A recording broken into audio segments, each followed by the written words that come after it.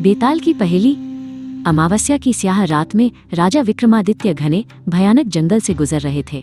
उनके कंधे पर एक शव था और उस शव में बेताल की आत्मा। राजा, बेताल की गूंजती हुई आवाज सुनाई दी। समय काटने के लिए मैं तुम्हें एक कहानी सुनाता हूँ। बेताल ने कहना शुरू किया, लेकिन एक शर्त है। अगर तुमने एक भी शब्द बोला तो मैं उड़कर वापस अपने पेड़ पर चला जाऊंगा। राजा चुप रहे, उनके कदम दृढ़ थे। बेताल ने अपनी कहानी शुरू की। बहुत दूर सूर्यगढ़ नाम का एक राज्य था। वहाँ की राजकुमारी मंदाकिनी थी, जिनकी सुंदरता की चर्चा दूर दूर तक थी। लेकिन उनकी सुंदरता से भी ज्यादा लोग उनकी दयालुता के कायल थे। राजकुमारी को 3 युवक मन ही मन चाहते थे। पहला था तंतु, एक बुनकर जिसके हाथ रेशम से जादू करते थे।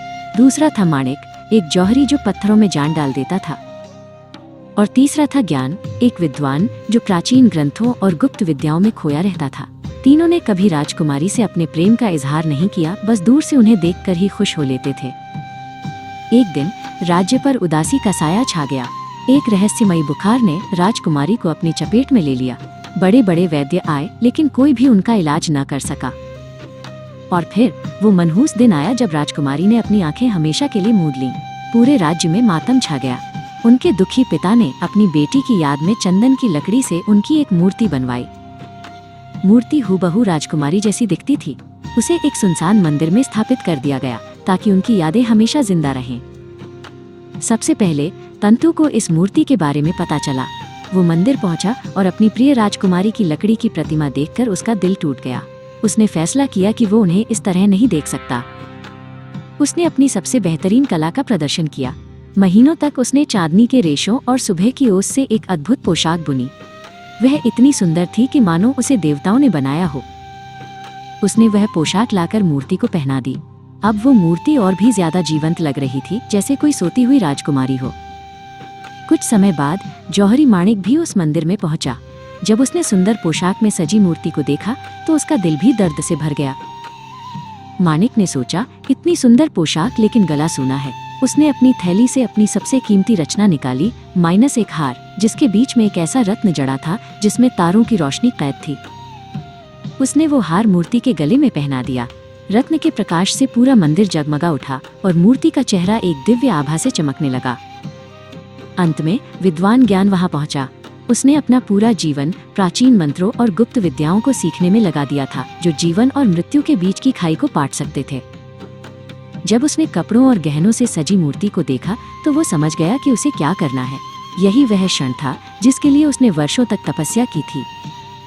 ज्ञान ने मंत्रों का जाप शुरू किया। उसकी आवाज में एक अजीब सी शक्ति थी। प्राचीन शब्द हवा में गूंजने लगे और मंदिर की दीवारें कांपने लगीं। जैसे जैसे मंत्र तेज होते गए, हार का रत्न और भी ज्यादा चमकने लगा। उससे एक तेज रोशनी निकली और सीधे मूर्ति के हृदय में समा गई। एक चमत्कार हुआ। लकड़ी का शरीर धीरे धीरे नरम पड़ने लगा। उसमें रंग आने लगा और वो असली त्वचा में बदलने लगी। राजकुमारी मंदाकिनी ने एक गहरी सांस ली। उनकी पलकें झपकी और उन्होंने अपनी आंखें खोल दी। वो फिर से जीवित हो उठी थीं। तीनों युवक उनके सामने खड़े थे। तंतु, जिसने उन्हें कपड़े पहनाए थे, आगे बढ़ा। ये मेरी है क्योंकि मैंने इनके शरीर को सम्मान दिया और इनकी लाज ढकी।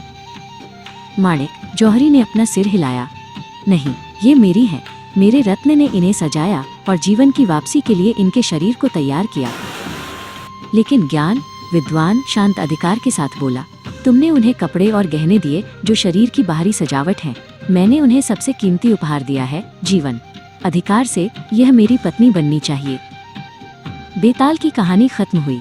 उसकी कर्कश आवाज राजा के कान में गूंजी। अब बताओ, राजा विक्रमादित्य असली हकदार कौन है? जिसने उसे कपड़े पहनाए, जिसने उसे सजाया, या जिसने उसे जीवन दिया? बेताल ने फुसफुसाया, सोच समझकर जवाब देना राजा। अगर तुमने सच नहीं बोला या चुप रहे तो तुम्हारा सिर 1000 टुकड़ों में फट जाएगा। बोलो, मंदाकिनी किसकी है?